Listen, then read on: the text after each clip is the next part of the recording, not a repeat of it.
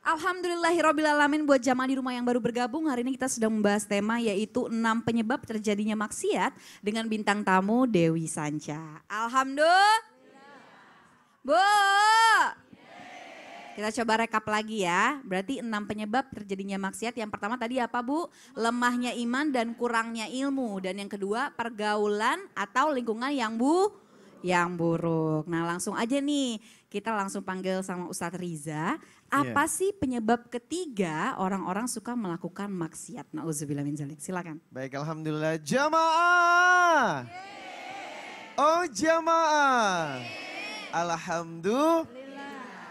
Dari 6 penyebab maksiat yang sudah ada dan akan dijelaskan nanti, maka yang ketiga adalah tidak menjaga pandangan. Kita sudah sepakat. Kalau awal dari busur iblis itu dari mata. Makanya istilah dulu dikatakan cinta itu dari mata turun ke... bohong. Justru itulah modal maksiat. Oleh karenanya di dalam Quran surah An-Nur surat 24 ayat 30 langsung yang di stressing, yang ditekan adalah laki-laki dulu. Kullil mu'minina yaguddu min absarihim wa yahfadu furujahum dzalika azka lahum. Katakan kepada laki-laki mukmin yang pertama disebut, jagalah pandanganmu dan peliharalah kemaluanmu. Kenapa pandangan dulu? Setelah pandangan baru kemaluan. Karena apa? Siapa yang selamat matanya, siapa yang selamat pandangannya, maka terpelihara kemaluannya. Siapa yang bisa menjaga matanya, maka pasti bisa menjaga kemaluannya. Karena sumber kemaksiatan, anak-anak muda nonton pornografi, bahkan habis itu melakukan porno, itu dikarenakan pandangan dari yang telah ia bebaskan melihat sesuatu. Oleh karenanya, untuk kaum laki-laki, Quran surah An-Nur, surah 24 ayat 30 adalah larangan yang mesti diperhatikan agar kita bisa menjaga mata. Hari ini fitnah di mana-mana loh. Paket hemat bertebaran di mana-mana. Kalau sudah memandang paket hemat, maka berhati-hati. Makanya yang kedua yang disindir adalah perempuan. Ini yang disindir. Kita lihat surat An-Nur ayat 31. Wa kullil mu'minati yaghdudna min absarihin wa yahfatna furujahun wa la yubdina zinatahunna illa ma dhahara minha. Waliyadribna bikhumurihinna ala juyubihin. Katakan kepada perempuan-perempuan juga untuk bisa menjaga pandangannya. Ibu-ibu juga loh. Hati-hati. Bagaimana caranya? Dijelaskan. Jangan menampakkan perhiasan kecuali yang biasa tampak. Mana yang biasa tampak? Muka dan telapak tangan. Waliyadribna bikhumurihinna ala juyubihin. Dan pakailah penutup khimar, kerudung yang menutupi dada. Jangan pakai kerudung model sakaratul maut. Kayak apa tuh Pak Ustadz? Nih sakaratul maut. Atau kerudung model bunuh diri, maaf lah ya. Kalau bunuh diri diikat ke belakang Bu. Nah depannya tampak gagah. Oleh karenanya ibu-ibu ayat ini mengajarkan. Jangan cuma menyalahkan laki-laki dalam pandangan. Tapi perhatikan. Tolong selamatkan laki-laki dengan perempuan menggunakan pakaian yang syar'i. Karena bagaimanapun perempuan memiliki peranan uren rembuk dalam menciptakan maksiat. Kalau laki-laki harus menjaga pandangan, perempuan juga harus memperindah pandangan. Dengan cara apa? Pakailah hijab, pakaian yang bagus dan khimar yang menutupi dada. Maaf ya, yang tersinggung berarti imannya hidup. Ya kan? Berarti dia baik dan akan memperbaiki. Oleh karenanya berpakaianlah yang baik. Insya Allah membantu laki-laki dalam menjaga pandangan. Masya Allah. Ustadz Riza tapi tengah bersama saya. Oh iya, berarti baik. Ustadz memang harus menjaga pandangan itu pasti laki-laki Pasti, ya. ya. Tapi ternyata perempuan juga harus menjaga. Betul, ya. menjaga. Jadi memberikan support agar laki-laki tidak memandang dia dengan pakaian yang paket hemat. Iya, Masya Allah. Gitu. Terutama perempuan ini harus syar'i ya, insya Betul. Allah ya Pak Ustadz. Masya Allah. Tapi, Ustadz Riza terima kasih banyak tapi tengah bersama saya. Ustadz Maulana mohon izin dan juga Ustadz Zalulu. Ya karena saat ini kita sudah tersambung dengan satu penelpon yang sudah mengirimkan curhatannya ke email kita di islamitinda@transtv.co.id. Ya. Assalamualaikum. Halo, Assalamualaikum. Waalaikumsalam warahmatullahi wabarakatuh. Ya, silakan Mbak. Ya baik Ustadz, Ustazah saya mau minta nasihatnya ini. Kan dalam waktu dekat ini saya kan akan dipindahkan ke suatu kota gitu ya, ke sebuah kota. Jadi saat ini posisinya rumah tangga saya lagi berjauhan, LDR seperti itu Ustadz. Jadi kami memutuskan, suami dan saya memutuskan untuk suami ikut pindah dengan saya ke kota ini, gitu, ke kota yang baru ini. Tapi saat ini posisinya suami saya tinggal dengan ibu tiri atau ibu sambungnya, maaf sebelumnya. Menurut pandangan Ustadz atau di dalam Islam bagaimana? Apakah saya tergolong istri yang zolimkah apabila suami saya ikut dengan saya atau kita bareng-bareng di suatu kota ini, tapi kan tidak bisa berbakti kepada ibu sambungnya seperti itu Ustadz. Mohon nasihatnya Ustadz, supaya saya tidak terjerumus gitu misalnya ke dalam istri yang zolim atau bagaimana. Terima kasih. Ya, terima kasih banyak Mbak. Ya, Ustadz Maulana silakan. Baik, bismillahirrahmanirrahim, tanpa menyakiti hati siapapun karena perihal ini terjadi di masyarakat. Adanya pekerjaan yang berbeda tempat dengan pasangan hidup. Nggak usah jauh-jauh, saya sama istri saya. Nggak usah jauh-jauh. Nah, ini mohon izin, perempuan bekerja atas ridho suami. Jadi kalau suami ridho, ibu aman. Dan alhamdulillah suaminya ibu ridho karena ibu PNS. Dan suami alhamdulillah ridho juga, malah mau ikut sama suami, sama istri maaf. Jadi ini makin baik lagi. Tapi pertanyaan yang mengganjal di hati, bagaimana dengan suami yang akan berbakti sama ibunya? Berbakti itu banyak cara. Ibu tidak usah meninggalkan pekerjaan. Suami juga bisa ikut ibu. Bagaimana caranya? Yang pertama, ajak ibu tiri ibu atau mertuanya ibu ikut sama ibu. Itu cara yang bagus. Yang kedua, kalau memang ibu sambungnya nggak mau, karena ibu dia caranya gimana?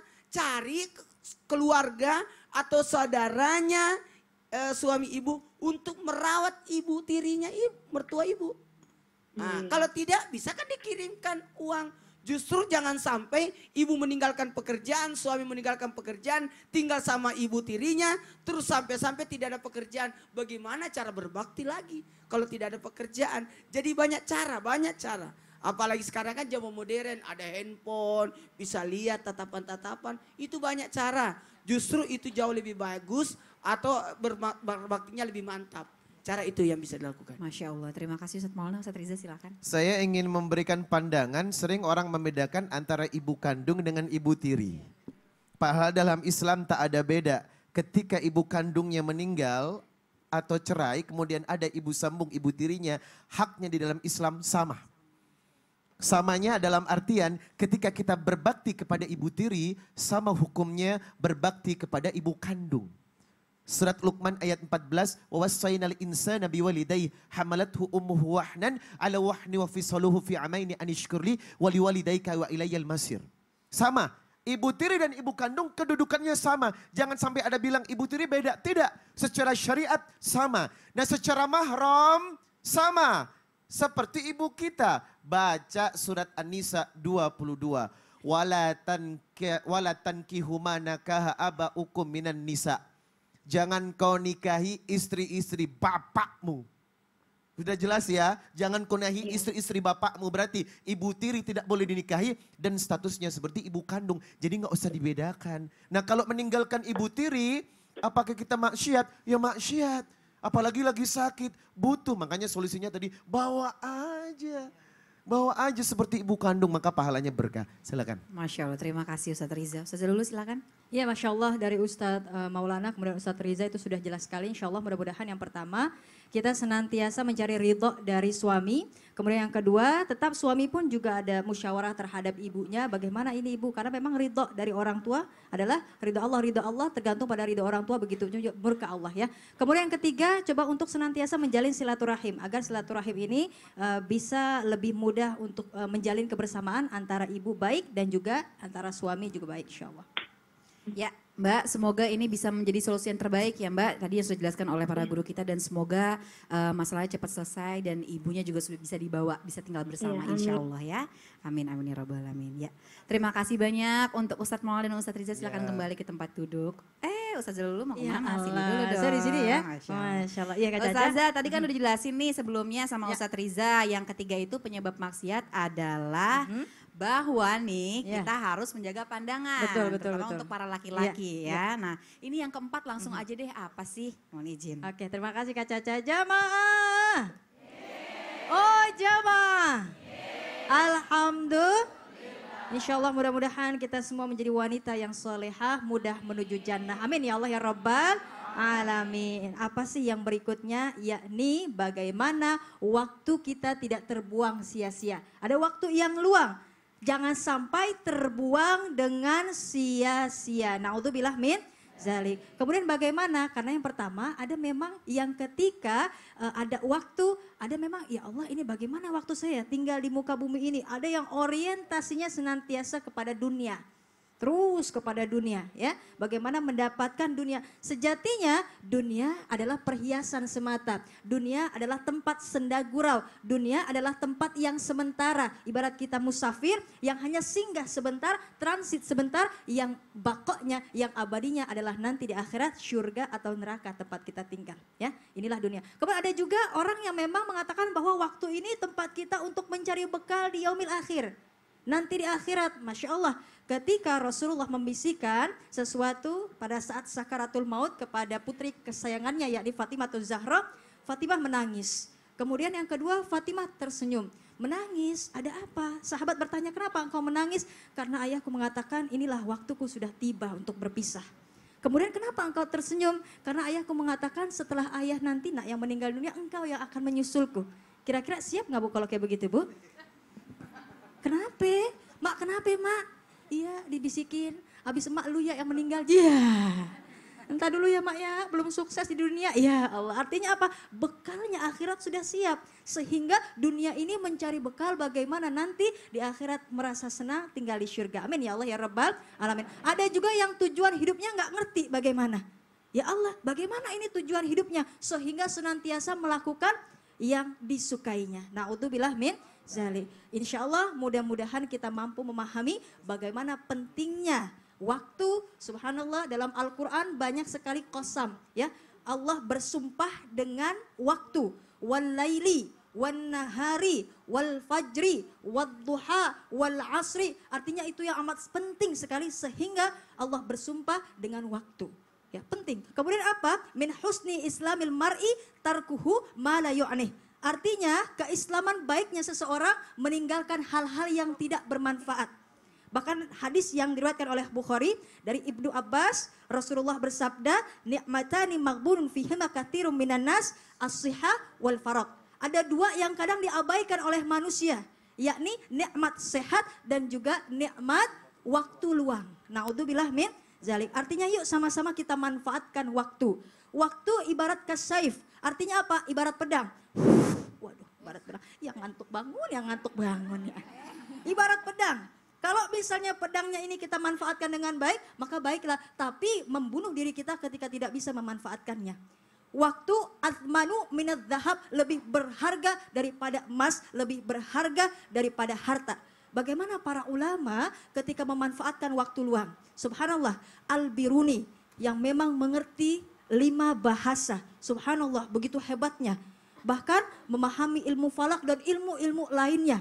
Subhanallah, ketika dalam keadaan sakit, sakaratul maut masih memikirkan tentang ilmu. Dan membuat kitab faraid atau kitab bagaimana hak waris. Subhanallah, Al-Binuri. Kemudian juga ada Imam Syafi'i. Imam Syafi'i sampai sebegitu memanfaatkan waktunya, dia mengatakan bahwa aku makan tidak terlalu banyak, aku makan tidak terlalu lama. Sehingga ada roti yang kering, dia lebih suka roti yang kering, dicelupkan di air, dimakan lebih mudah. Itu memanfaatkan waktunya. Kalau roti ketika makan kering saja lama, atau mungkin roti yang memang lama dimakan, tapi ini roti kering aku masukkan ke dalam air, kemudian lebih mudah untuk cair, dan itu pun lebih mudah agar tidak banyak waktu ke toilet. Subhanallah. Sampai seperti itu. Bahkan ada alim ulama lagi yang ketika ke toilet saja tolong bacakan. Tolong bacakan ilmu. Jadi manfaat waktunya, subhanallah. Insya Allah mudah-mudahan kita pun juga memanfaatkan waktu luang. Insya Allah tidak sia-sia. Amin ya Allah ya Rabbal Alamin. Makan semangka, dibelah-belah. Maka waspadalah, waspadalah. Masya Allah. Terima kasih banyak Ustazah Lulu. Bu, yang keempat apa Bu? Banyak waktu luang yang sia-sia. Ya, maka manfaatkanlah waktu kita untuk selalu beribadah dan beramal soleh ya Bu. Agar tidak ada celah untuk kita bermaksiat. Masya Allah. Ya selanjutnya langsung saja ada murotal Al-Quran dari Ustadz Syam. Silakan Ustadz Syam. أعوذ بالله من الشيطان الرجيم بسم الله الرحمن الرحيم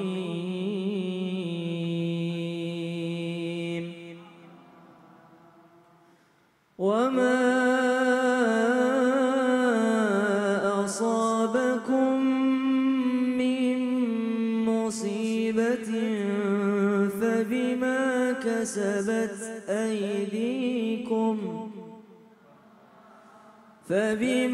كسبت أيديكم ويعفو عن كثير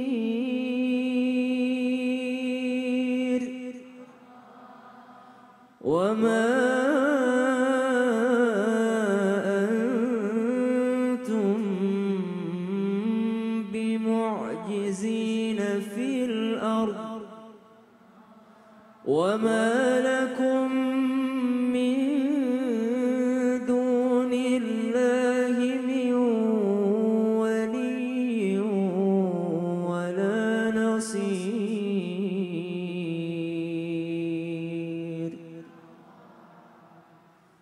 الله أكبر بسم الله الرحمن الرحيم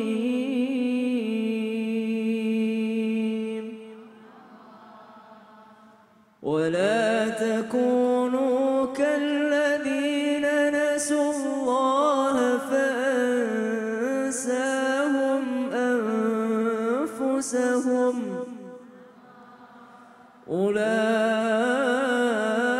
أولئك هم الفاسقون لا يستوي أصحاب النار وأصحاب الجنة أصحاب الجنة هم الفائزون.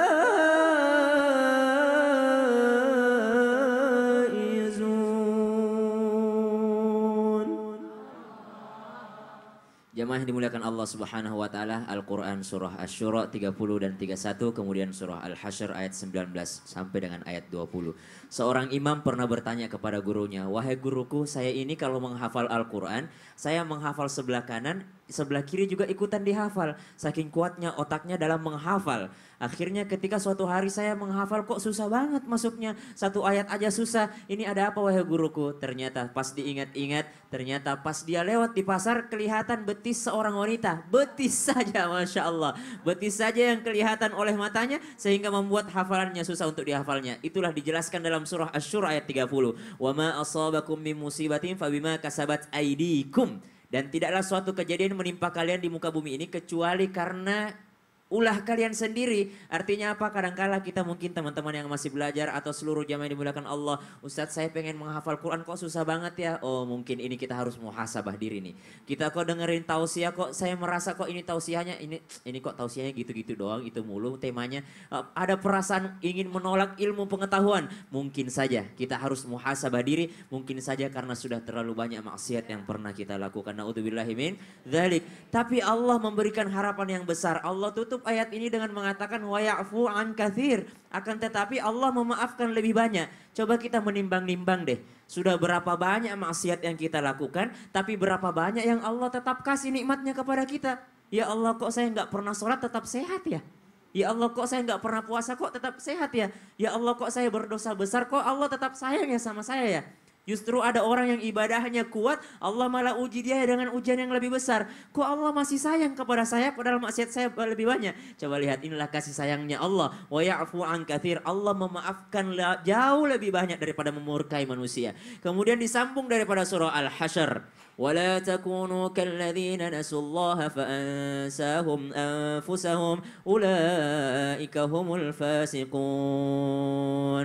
Jamaah, tahu nggak azab yang paling besar atau siksaan yang paling besar bagi manusia di dunia ini? Apakah siksaan yang paling besar?